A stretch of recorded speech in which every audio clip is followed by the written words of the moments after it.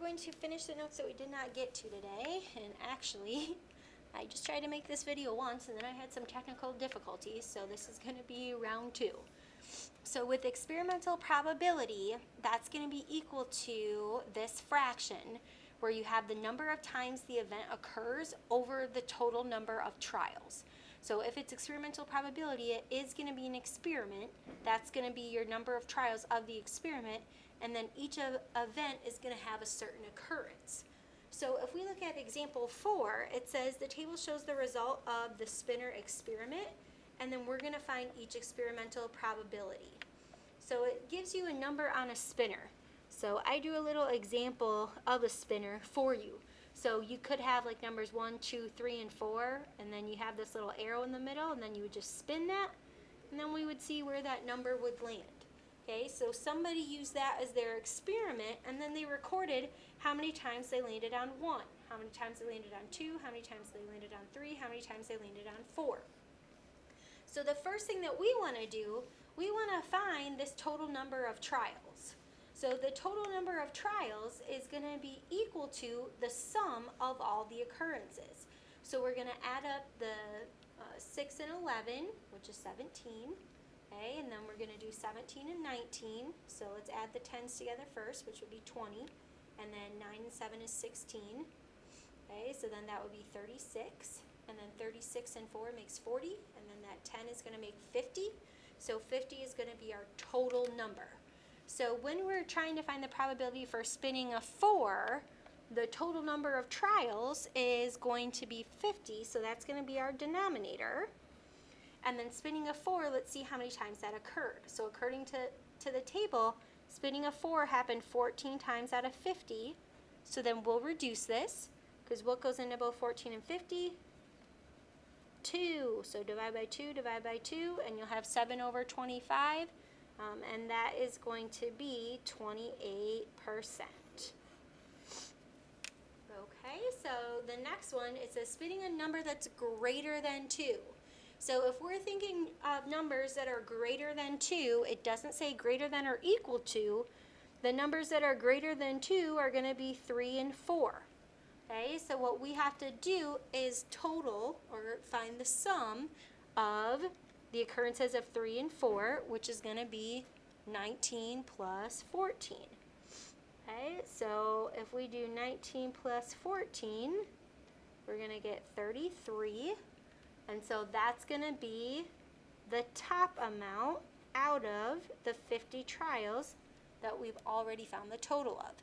Now there is no common denominator, or there is no common factor there, so we are just going to go ahead and leave that as a fraction and also write it as a percent. Okay, and you can write out your answers in both as well. For C, it says spinning an odd number. So out of 1, 2, 3, and 4, we know the odd numbers are 1 and 3, so that's what we're going to find the total of. So if we look at the table, the number on the spinner is 1, that occurs 6 times, plus 3 occurred 19 times. So 19 plus 6 is going to be 25. So that's going to be 25 over 50 as my fraction. And that does reduce to 1 over 2, 1/2, which is going to be 50%. Now if you're doing this and you happen to get a value that is over a certain number, you'd know that's not correct.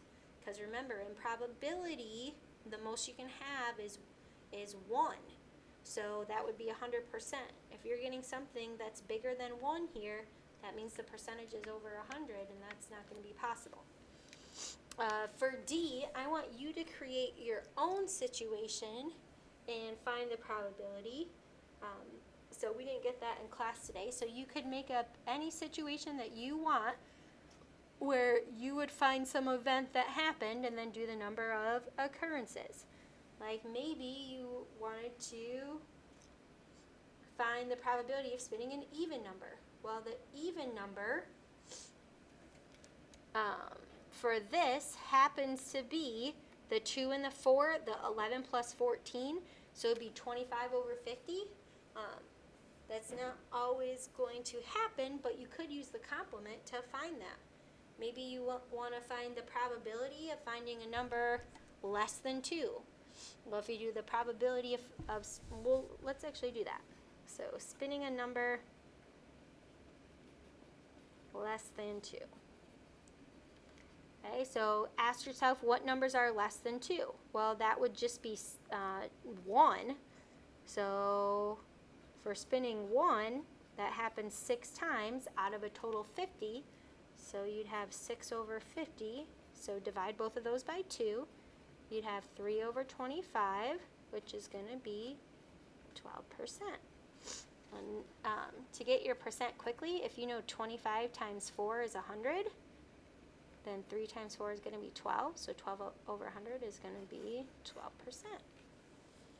Okay, and then your homework is going to be that 7.2 worksheet packet, okay, that you are going to turn in tomorrow,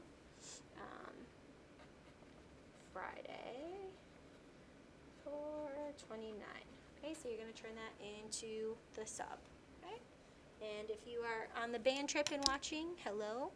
Hope you're having fun, but make sure you get your homework done. I will check that on Monday. Thanks.